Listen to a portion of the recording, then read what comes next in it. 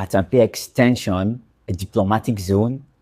What does that really mean? Do you have any idea what is said when a place is declared a diplomatic zone? And this video, whether you're interested in buying into real estate in Abuja or you're interested in Katampe extension, you're going to have an idea of what it means when a place is declared a diplomatic zone.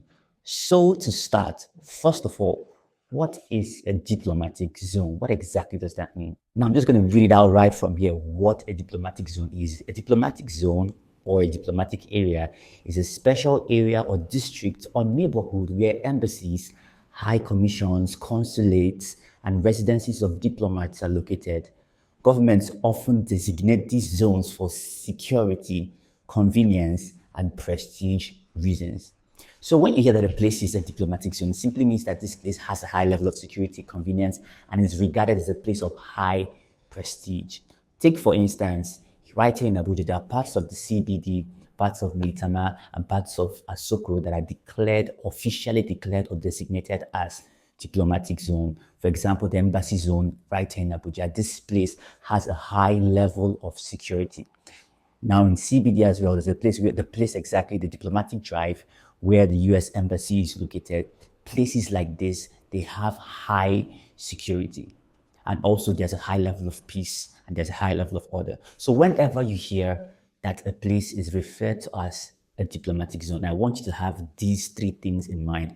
Number one, it means that the security level in these places is actually very high. You're likely going to see police patrols in these places. You're going to see police posts around these places because of the kind of people that live here, expatriates and embassies and all of that. Number two, it also refers to prestige and class. In diplomatic zones, they're not very affordable. Rent there, the price of houses, and also for those interested in real estate, prices of property in these zones tend to appreciate or are very stable. So prestige and class is something that comes to mind when you hear that a place is designated as a diplomatic zone. And finally, amongst the many things that you should have in mind when you hear of a diplomatic zone, number three is cleanliness, peace, and order.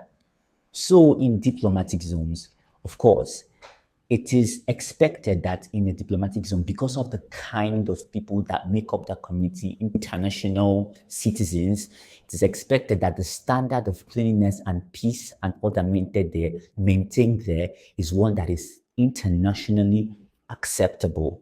So in places like this, you're likely going to realize that the terrains, the roads around these places